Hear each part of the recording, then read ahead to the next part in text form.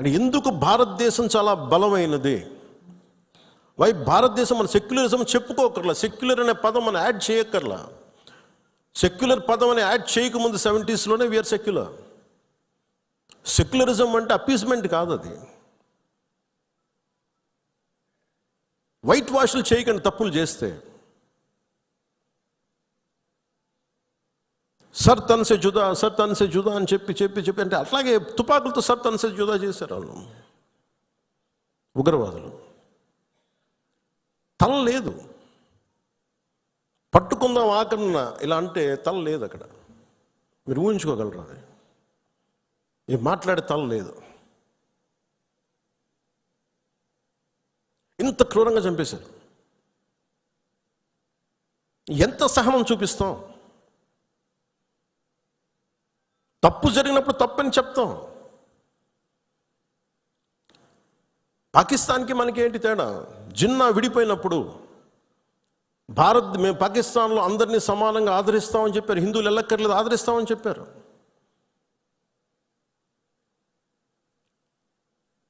రెండు కోట్ల పైన ఉండే, చాలా కోట్ల ఎక్కువ, అంత జనాభా ఉండే చోట ఈరోజు జస్ట్ పట్టుమని కొన్ని లక్షల్లో ఉంటారు పాకిస్తాన్లో హిందువులు, అంతే. బట్ వేరస్ మన దేశంలో, పాకిస్తాన్లో ఎంత జనాభా ఉందో ముస్లిం జనాభా అంత జనాభా ఇక్కడ ఉంది. That's what India is. అంటే మనం నిజంగా ఈ సోకాల్డ్ సూడో సెక్యులర్ వాదులు చెప్పిన విధానంగానే అయితే నిజంగా అసలు ఇంతమంది ముస్లిం పాపులేషన్ ఉంటుందా? ఇంత వివక్ష చూపించే దేశం అయితే, హిందువులే నిజంగా వివక్ష చూపించే దేశమే అయితే ఇన్ని లక్షల మంది ఉండగలరా? అసలు ఇన్ని కోట్లాది మంది జనం ఉండగలరా? పాకిస్తాన్లో ఎంత ముస్లిం జనాభా ఉందో భారతదేశం అంతే ముస్లిం జనాభా ఉందో. దాదాపు అంత వివక్ష హిందువులకి ఎందుకు ఉంటుంది? హిందూస్ అక్కడెక్కడ కొంతమంది నాయకులు ఉన్నారేమో, మనకు తెలీదు. సంఘటనలు జరుగుతూ ఉంటాయి. మొన్నటికి మొన్న బంగ్లాదేశ్లో హిందువుల మీద దాడులు జరుగుతూ ఉన్నారు, విగ్రహాలు కాల్చేస్తూ ఉన్నారు, దుర్గాదేవి ఆలయాలు కాల్చేస్తూ ఉన్నారు. నేను మాట్లాడుతున్నప్పుడు మనకెందుకు సార్ అంటారు, అక్కడి నుంచి శరణార్థులు వచ్చేస్తారు, అప్పుడు ఇక్కడికే వస్తారు. మొత్తం దేశం మొత్తం అప్పుడు మన స్థానికులకు ఉద్యోగాలు పోతాయి. అప్పుడు మీకు ఓకేనా అన్న? ఆ దేశం బాగుంటేనే మనం ఇక్కడ ఉద్యోగాలు మన వాళ్ళకి ఇవ్వగలం. రెండు రాష్ట్రాల మధ్య కూడా, తెలంగాణ కానీ ఆంధ్ర కానీ, ఇక్కడి నుంచి మీరు వచ్చేస్తే మా ఉద్యోగాలు పోతున్నాయనే కదా సెపరేట్ స్టేట్ అయింది. అలాంటిది ఎక్కడి నుంచో శరణార్థులు, వాళ్ళ యుద్ధ పరిస్థితులు బాగలే, వాళ్ళ వాతావరణ పరిస్థితులు బాగలేక మనకు వచ్చేస్తే అది మనకు అదనపు భారం, అది దేశానికి కూడా. అంతేగాని దీంట్లో మన దీంట్లో వివక్ష ఏమి ఉండదు. It's a practicality. Why this country can't afford too much of migration. Already ఇన్ని కోట్ల మంది జనాభా, వీళ్ళకి ఉద్యోగ అవకాశాలు, వీళ్ళకి ఉపాధి అవకాశాలు, వీళ్ళకి విద్యా అవకాశాలు, వీళ్ళకి గృహ అవసరాలు ఇవ్వడమే కష్టం, తప్పన పడాలి. అలాంటిది ఇంకా అదనంగా ఎక్కడి నుంచో వచ్చేసి వేరే దేశాల నుంచి ఎక్కడ తీసుకుంటాం? అది ప్రపంచం అంతా ఇదే సమస్య ఉంది. సో అలాంటి సమయంలో ఇది మనందరి బాధ్యత. ఇది నేషన్ సంబంధించిన సమస్యలు, మన సమస్యలు కూడా. మనం ఎక్కడో కావల్లో కూర్చున్నాం, లేదంటే నెల్లూరులో కూర్చున్నాం, సూలూరుపేటలో కూర్చున్నాం, బిట్రగుంటలో కూర్చున్నాం, లేదంటే ఎక్కడ కూర్చొని మారుమూల గోదావరి జిల్లాలో కూర్చొని కుదరదు. దీని ఇంపాక్ట్ మొత్తం మీద ఉంటుంది. ఇది మనందరి బాధ్యత. ఇది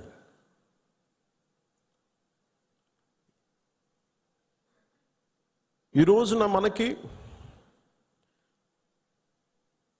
ఒక వాస్తవాన్ని వాస్తవంగా మాట్లాడటం తెలుసుకుందాం. నేను చాలాసార్లు ముస్లిం సమాజానికి కూడా చాలాసార్లు చెప్పాను. నేను ఎందుకు ఇంత మాట్లాడాల్సి వస్తుంది, ముస్లిం, క్రిస్టియన్, హిందూని ఎందుకు మాట్లాడాల్సి వస్తుందంటే, హిందువులకు ఉన్నది ఒకటే దేశం, ఇంక వేరే దేశం లేదు. ఇక్కడ కూడా హిందువులు టార్గెట్ చేసి చంపితే ఎక్కడికి పారిపోతారు? అంటే నీకు చంపింది 26 మందిని, కానీ దాని ఇంపాక్ట్ కోట్లాది మంది జనాభా, ఆశేష్ మొత్తం భారతదేశం మొత్తం మీద ఉంది. వెళ్ళి మీ ప్రధానమంత్రికి చెప్పుకో, మీ మోడీకి చెప్పుకో. అది మోదీ గారికి చెప్పడం కాదు, అది చంపేసి నన్ను కూడా చంపేయాలన్నాను మసూదన్ గారి భార్య. వెళ్ళి మా బిడ్డలు కూడా చంపేయండి, మేము మోడీకి చెప్పుకోపో.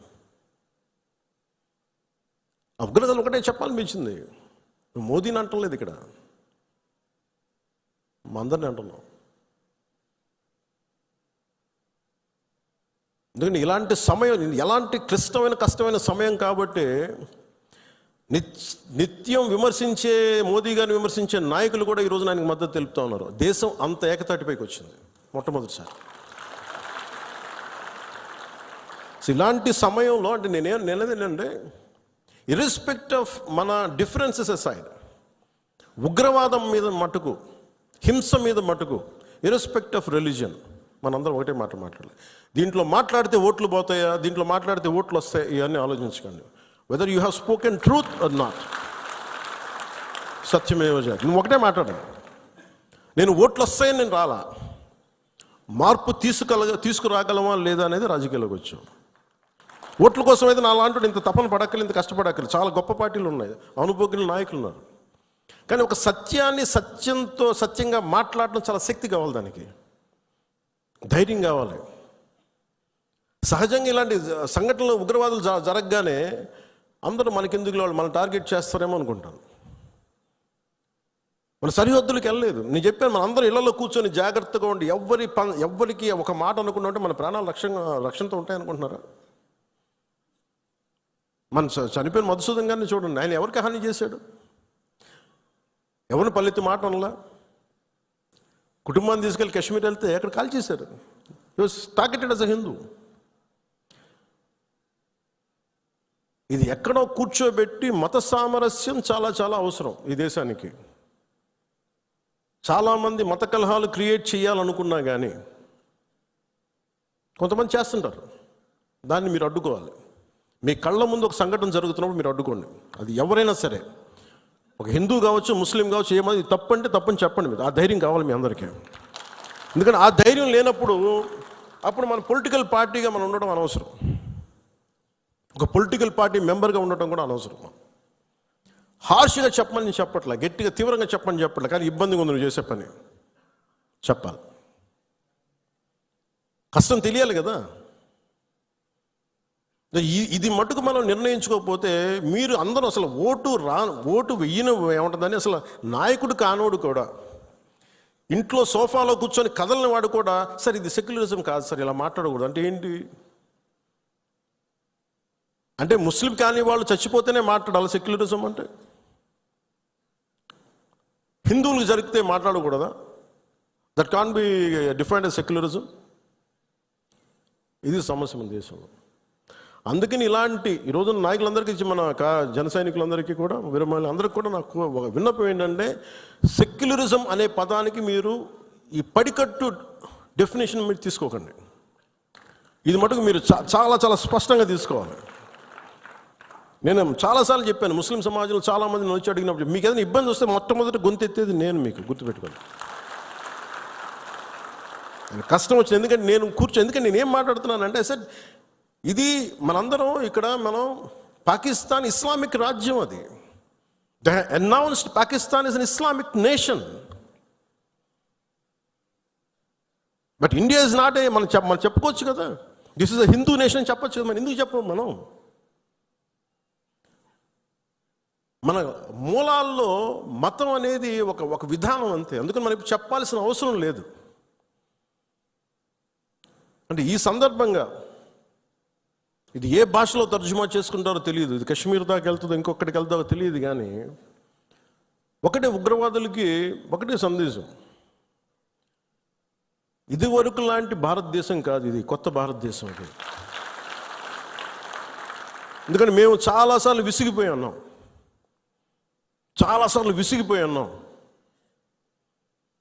మీ ఇష్టానికి వచ్చి కాళ్ళు చంపుతానంటే ప్రాణాలు ఎలాగో పోతాయి మాకు తెలుసు. As well as will fight and let our life go. దాన్ని సిద్ధపడే వచ్చాం రాజకీయాల్లో. ఉత్తిని ఎందుకు వస్తాం? పదవులుగా. పదవులు లేకపోతే మనకి ఏమొస్తుంది? ఇంకా బాగుంటుంది. పదవులు లేకపోతే స్ట్రెస్ ఉండదు. అందుకని పదవులు ఆశించేది ఏది ఎవరైనా సరే ఇది బాధ్యత. ఇది మనందరం బలంగా మాట్లాడాలి. అలాగే ఈ సందర్భంలో పోయిన ప్రాణాలని మనం ఎలాగ తిరిగి తీసుకురాలేం. పెద్ద ఎర్నింగ్ మెంబరు చనిపోయాడు కుటుంబంలో, మధుసూదన్ గారి కుటుంబంలో. సో మనందరి తరపున, మీ అందరి తరపున, పార్టీ తరపు నుంచి ఆయనకి ఒక 50 లక్షల రూపాయలు ఆయన కుటుంబానికి అందజేస్తున్నాను. అని నాకు ఎప్పుడు డబ్బులు అనౌన్స్ చేయడం ఇబ్బందిగా ఉంటుంది.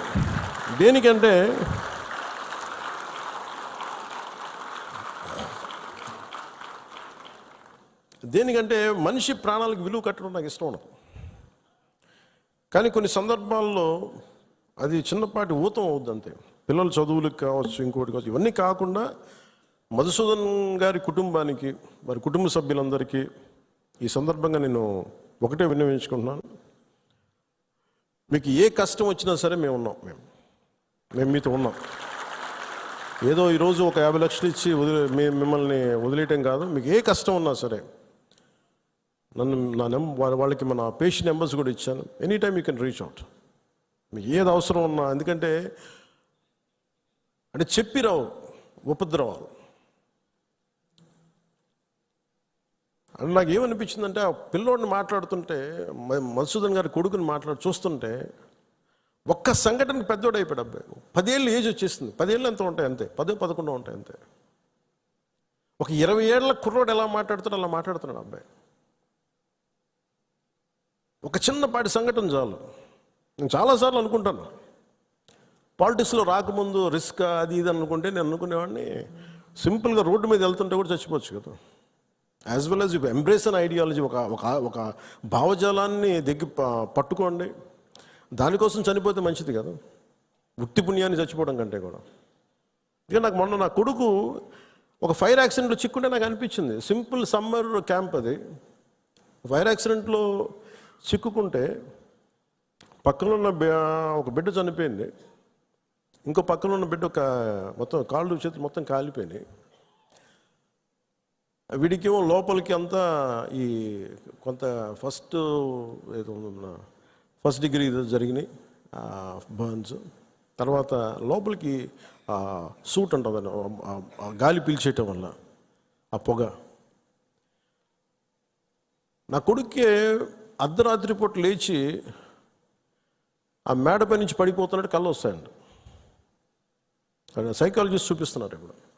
అలాంటిది మధుసూదన్ గారి పిల్లల్ని చనిపోయి ఇన్ని కుటుంబాల తాలూకు మీరు వాళ్ళు ఆలోచించండి. వాళ్ళు పడుకుంటే నిద్ర పడద్దా? తుపాకులు వస్తాయి, తుపాకీ చప్పుళ్ళు వినిపిస్తాయి, భర్త హాహాకారాలు వినిపిస్తాయి, తండ్రి ప్రాణాలు కోల్పోవడం వినిపిస్తాయి. ఎంత ఘాతుకం ఉంది. ఒకటి చనిపోవడం, ప్రాణాలు కోల్పోవడం ఒకటైతే, మానసికంగా దాన్ని తేరుకొని బయటికి రావడం చాలా చాలా కష్టం. అందుకని ఇలాంటి పరిస్థితుల్లో చనిపోయిన 26 మంది మరోమారు నా సంతాపం తెలియజేసుకుంటూ మనస్ఫూర్తిగా అందరూ వారి కుటుంబాలకి, వారి అందరి కుటుంబాలకి దాదాపు మీకు అంటే మన ఇలాంటి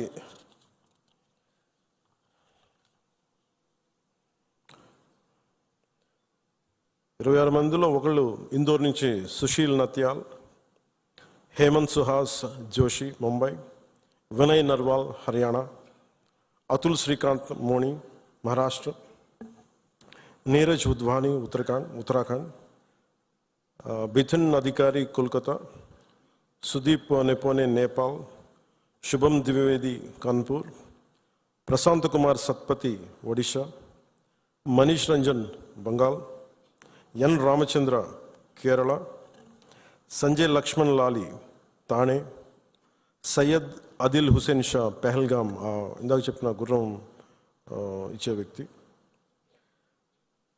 దినేష్ అగర్వాల్ చండీగఢ్, సమీర్ గుహా ఫ్రమ్ కోల్కతా, దిలీప్ దాసలి ముంబై, జేఎస్ చంద్రమౌళి విశాఖపట్నం, మధుసూదన్ రావు సోమిశెట్టి కావలి, సంతోష్ జగడ పూణే, మంజునాథరావు కర్ణాటక, కస్తూబా ఘన్వోటే పూణే, భరత్ భూషణ్ బెంగళూరు, సుమిత్ పరామర్ గుజరాత్, యతేష్ పరామర్ గుజరాత్, తాగే హేల్యాంగ్ అరుణాచల్ ప్రదేశ్, శైలేష్ భాయ్ హెచ్ హిమ్మత్ భాయ్ కలాటియా గుజరాత్. 26 మంది మృతులకి, ఉగ్రవాదుల తుపాకులకి, బుల్లెట్కి బలైన వ్యక్తులందరికీ కూడా మరోమారు మా జనసేన తరపు నుంచి, మన అందరి తరపు నుంచి హృదయపూర్వకంగా మనందరి సంతాపాన్ని తెలియజేస్తూ మరోమారు మధుసూదన్ రావు గారి కుటుంబానికి నా ప్రగాఢ సానుభూతిని తెలియజేస్తూ, అలాగే చంద్రమౌళి గారి కుటుంబానికి నా ప్రగాఢ సానుభూతిని తెలియజేస్తూ, మీకు అండగా ఉంటామని తెలియజేసుకుంటూ, అలాగే జేఎస్పీ మెంబర్షిప్, మన క్రియాశీలక మెంబర్షిప్ తీసుకున్న దాంట్లో ఇంకా మన ఇచ్చే 50 కాకుండా ఇంకొక 5 లక్షల రూపాయలు అదనంగా వస్తుంది, అది కూడా సిద్ధం చేశాం. ఇవన్నీ కాకుండా రాష్ట్ర ప్రభుత్వం నుంచి కూడా ఇంకొంచెం అదనంగా మనం ఏదైనా ఇవ్వగలమా లేదనేది గౌరవ ముఖ్యమంత్రి శ్రీ నారా చంద్రబాబు నాయుడు గారితో కూడా ఒకసారి చర్చించి నిర్ణయం తీసుకుంటామని తెలియజేసుకుంటూ, చాలా దూర ప్రాంతాల నుంచి చాలా తక్కువ సమయంలో ఇక్కడికి విచ్చేసిన మన గౌరవ ఎమ్మెల్యేస్ అందరికీ, గౌరవ మంత్రివర్యులందరికీ, కొత్తగా పదవి బాధ్యతలు తీసుకున్న చైర్మన్స్ కానీ, స్థానిక సంస్థల చైర్మన్లు కావచ్చు, మెంబర్స్ కావచ్చు, అందరికీ, జన సైనికులకి, వీర మహిళలకి ప్రత్యేకించి మీ అందరికీ పేరు పేరున ధన్యవాదాలు తెలుపుకుంటూ సెలవు తీసుకుంటాను. జై హింద్.